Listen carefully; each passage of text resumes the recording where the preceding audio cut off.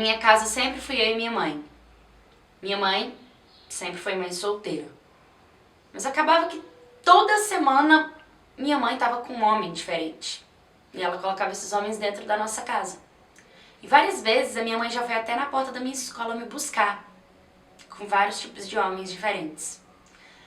As minhas colegas de sala, de classe, de escola viam aquela situação. E quando eu acabava me desentendendo com elas em algum momento, elas usavam isso contra mim.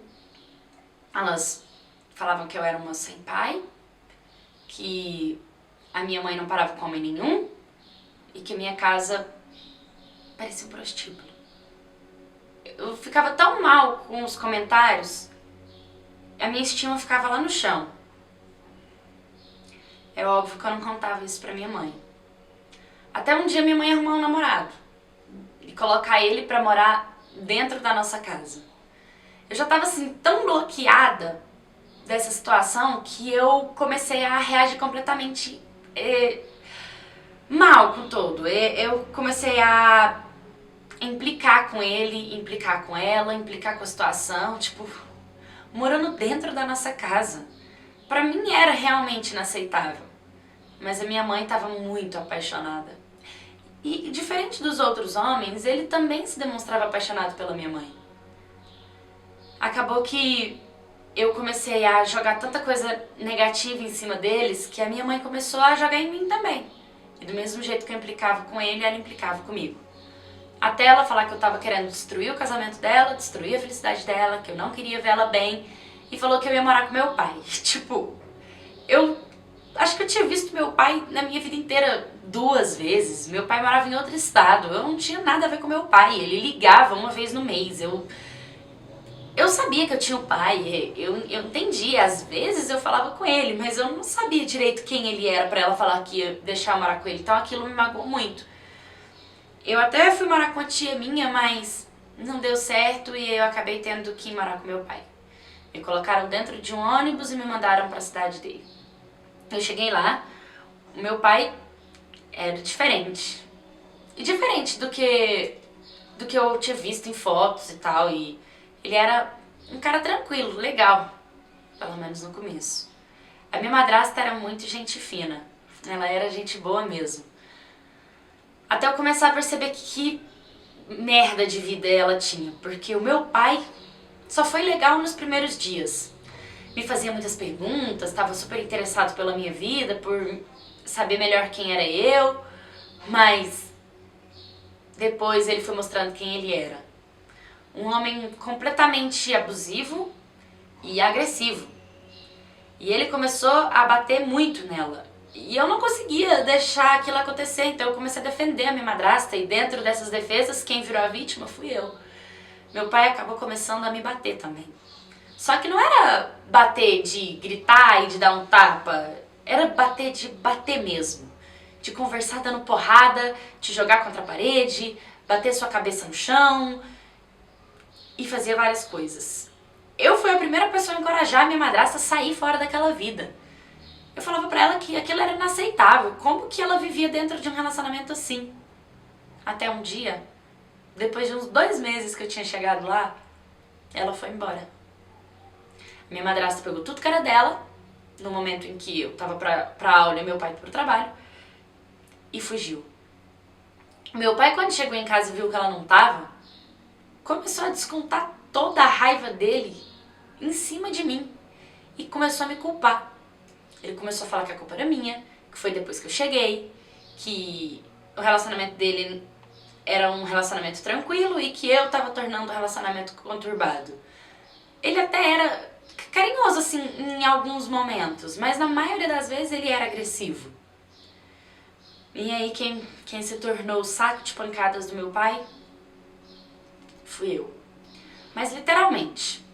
Ele saía, ele chegava, ele conversava comigo, era puxando meu cabelo, era dando tapa na minha cara, era apertando os meus braços, era pegando a minha cabeça, era me empurrando, era bizarro.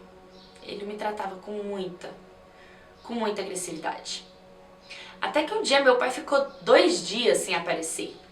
E detalhe, que eu esqueci de falar pra vocês, bem próximo da casa deles, assim, alguns quarteirões, era a irmã dele que morava, minha tia, que eu não conhecia ela muito bem, mas que quando ela me conheceu, ela me tratou como uma filha. E eu gostava muito de estar na casa dela. E quando meu pai agredia, tanto a mim quanto a minha madrasta, ela sabia. E o meu pai foi denunciado. Sim, ele foi denunciado várias vezes pro conselho tutelar. Até a minha escola já denunciou meu pai. Mas nunca, nada foi feito. E eu acredito que ele saber que ele tinha sido denunciado e a justiça não ser feita, encorajava ele a continuar fazendo. Porque de certa forma, ele não pagava por isso. Até que eu pedi pra morar com essa minha tia. Ele falava que eu podia morar. Mas todas as vezes que eu tava na casa dela, ele começava a brigar com ela e a xingar essa minha tia e falar pra ela que a filha era dele e que era responsabilidade dele cuidar de mim e que se ela continuasse ficando comigo e me protegendo como ela tava tentando me proteger, ela tava comprando um inimigo. A minha tia, na defensiva de não criar esse tipo de relacionamento e obstáculo entre ela e o irmão dela, meu pai, ela pedia pra eu voltar pra casa. Pra eu ir pra casa e pra eu ficar com meu pai. Meu pai, ele não se importava em comprar comida, em comprar as coisas e nem comigo, né?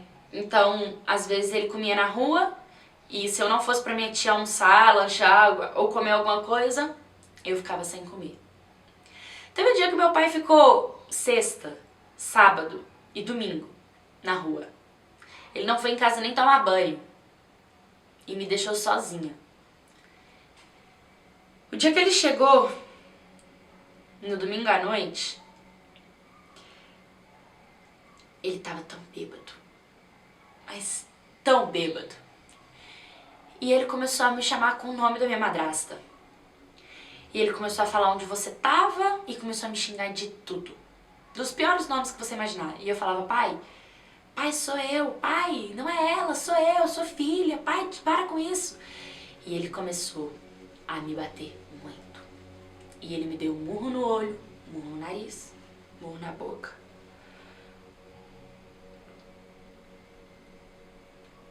Aí ele tirou minha roupa, né? E foi um pesadelo. No outro dia, ele veio falar comigo. E ele disse que lembrava, assim, do que tinha acontecido. E que eu perdoasse pelo que aconteceu. Eu não tinha palavras. Eu não tinha o que falar, eu não conseguia saber nem o que eu tava pensando. Foi tão difícil. Eu não conseguia falar com ninguém. Eu me fechei completamente. E eu passei a ser outra pessoa daquele dia pra frente. Mas sabe qual que é a pior parte? É que ele me pediu perdão, mas ele continuou fazendo. Entende? Ele não parou. E foi ficando cada vez mais frequente. E eu chorava muito. Os meus choros assustavam ele, que foi onde ele começou a meio que me ameaçar. Toda vez que eu vejo uma faca dessa de serra, eu lembro dele colocando assim, sabe, no meu pescoço e falando pra mim que iria me matar se eu falasse com alguém. E eu passei por isso durante muito tempo. Teve um dia que ele teve coragem de falar pra mim que ele tava me ajudando a me tornar mais mulher.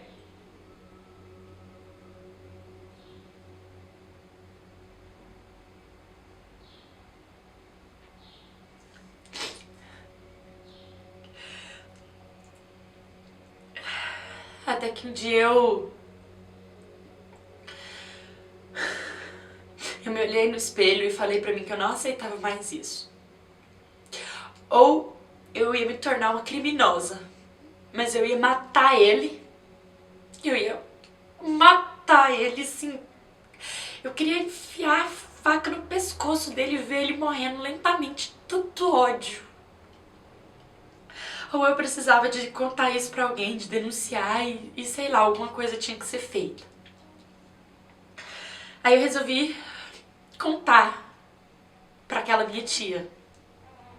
Eu sabia que ela poderia me ajudar de algum jeito, mas e o medo? Dela falar que a culpa era minha, porque eu vim da casa da minha mãe sem conhecer ele, eu era mulher, e que eu que me enfiei dentro da casa dele, e eu acabo sendo a culpada de tudo, né? Mas aí, de noite, ele chegou e mais uma vez eu sabia que eu ia ter que passar por toda aquela situação e eu tava louca pra acabar tudo aquilo, pra amanhecer o dia e eu corri na casa da minha tia e pedi ajuda. Foi isso que eu fiz. Eu cheguei nela. Eu tava tão arrasada, tava tão destruída. Ela sabia que alguma coisa estava acontecendo porque eu tinha mudado completamente. E quando eu falei que queria conversar, ela já deu aquela regalada no olho, me chamou no quarto e eu contei pra ela. Aí eu falei tudo que ele fazia. E ela me deu um abraço muito apertado, conseguiu pelo menos juntar um pouco dos despedaços que vivia dentro de mim. E ela falou que ia resolver toda essa situação. E aí ela ligou pra polícia, denunciou meu pai. Meu pai foi preso. Eu fui pro hospital, eu tive que fazer corpo de delito, eu tive que fazer exames. E foi tudo comprovado, eu tive que depor contra o meu pai. Graças a Deus ele foi preso. Ele foi preso. E ela ficou com a minha guarda. Porque eu ainda não tinha perdoado a minha mãe e eu também falei pra justiça que a minha mãe enfiava vários homens diferentes dentro de casa, eu não queria ficar com ela e eu era menor de idade, mas eu já tinha mais de 12, então eles deixaram eu ficar com a minha tia. Eu passei a morar com ela. Eu não gostava nem de saber a notícia do meu pai, do presídio. Sabe? Não queria saber se ele tava bem, se ele tava mal, se ele tava doente, se ele tava passando necessidade, se tinham matado ele lá dentro. Por mim que ele morresse lá dentro. Eu desejei muito mal dele.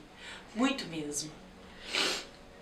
Até a minha tia começar a também se estressar comigo. Às vezes a gente tava num dia ruim, às vezes eu tava num dia depressivo e ela queria que eu fizesse as coisas na casa dela. Claro, eu tava morando de favor, então a forma de eu pagar minha moradia, minha comida era sendo empregada da casa dela, né? E dos filhos dela também. Mas tinha dia que eu tava cansada, que eu não queria fazer comida, lavar vasilha, lavar roupa, lavar chão, lavar banheiro, enfim, eu também queria às vezes dormir até um pouco mais tarde e era quando ela começava a falar que eu era obrigada a fazer as coisas na casa dela porque eu não tinha nem onde cair morta. E foi muita humilhação. Eu passei por toda essa humilhação. Até eu começar a namorar. Foi muito difícil conseguir olhar pra um homem por conta do trauma que eu tinha. Era difícil imaginar ele me tocando, ou ele me beijando. Por mais que o sentimento era diferente, foi muito difícil. Mas eu sei que Deus colocou um homem na minha vida. Que ele se interessou pela minha dor. Ele abraçou a minha dor. E ele me ajudou. Ele não ultrapassava os meus limites. Ele me respeitava tanto, tanto, tanto. Era um extremo. Eu comecei a ter outra perspectiva de vida. O que eu queria pra mim, como mãe, como esposa, como filha. Eu me casei com ele. Ele é um homem maravilhoso. Eu ainda às vezes me dá uns surtos de choro quando eu falo desse assunto. É algo que eu prefiro esconder de mim mesma. Eu já encarei, meu pai já foi preso, já passou, entende? Então eu prefiro não ficar remoendo essa tristeza. E eu, quando eu olho pra mim, eu sei que eu sou uma mulher forte, guerreira, e que Deus colocou um homem maravilhoso, e que eu vou ser uma excelente mãe. E que se eu pudesse falar pra todas as mães do mundo, cuida do seu filho, cuidado com quem você deixa ele, na mão de quem, onde ele dorme, com quem que ele mora, onde ele fica. Você pensa que porque é pai, porque é vô, porque é tio, porque é primo não tem problema, e tem muito problema, é aí onde está o maior problema. Usa a minha história, aprendam. E, gente, não tenham medo de pedir ajuda, de pedir socorro, de denunciar, principalmente se o ato for consumado. Principalmente se houver o estupro, entende? Então eu pego essa história como lição. Hoje eu sou mais forte e eu espero que todos os filhos do mundo e todas as mães do mundo possam aprender um pouquinho com essa minha história. Oi, My Cats, tudo bem com vocês? Essa história, ela mexeu muito comigo, como eu sempre conto aqui no canal Histórias Tristes, que mexe com o nosso psicológico, que deixa a gente abalada, como a gente consegue enxergar que o mundo, ele é cruel, independente do nível familiar, sempre pode haver esse tipo de situação, esse tipo de abuso. Por isso mesmo que a gente faz essa corrente, diz que 100. Se você não confia em ninguém pra você contar, pega o seu telefone. Se você tá passando por qualquer tipo de abuso, de assédio, de estupro, liga 100, conta, denuncia, não tenha medo. A gente não vai deixar você desamparado, né? A sua família pode virar as costas pra você, mas tem um par de pessoas que vai te dar a mão, que vai te estender, que vai te ajudar. Essa história é uma história de superação. Graças a Deus essa menina conseguiu, né, passar por cima disso, mas ela ainda tem alguns transtornos, porque é com o psicológico e é no mais profundo do psicológico, né? Porque querendo ou não, quem fez o ato sexual com ela foi o pai, foi quem gerou a vida dela. Então é muito triste passar por essa situação. Por isso mesmo, gente, toma cuidado, mãe, pai, responsável, fica de olho no seu filho. Falar sobre sexo com seu filho não é ensinar ele a transar, é ensinar ele a evitar ser objeto sexual de alguém, é evitar ele ser erotizado por alguém, é evitar ele ser pornográfico com antecedência antes do tempo dele, entendeu? Falar de sexo com seu filho é prevenir problemas, é prevenir abuso, é ensinar peitinho, bumbum, pintinho, vagina, não se toca. Até você mãe, até você pai tem que pedir permissão para seu filho na hora do banho. Filho, mamãe vai lavar aqui agora, viu? Mas ó, tô te pedindo. Se não te pedirem, você não deixa, você me conta que a mamãe toma cuidado. E outra coisa muito importante também é que você é pai, que, ai meu Deus, eu mato se eu descobrir que fez alguma coisa com a minha filha. Se a sua filha sofreu alguma coisa do seu pai, do seu irmão, do seu sobrinho, ele não vai te contar com medo de você matar ele. Então, até a forma de você conversar com seu filho é importante, entendeu? Passa confiança, com silêncio, com determinação, que dá tudo certo, tá bom? Então, é isso. Se você já passou por isso, me manda a sua história, curta, comenta, compartilha, se inscreva no canal.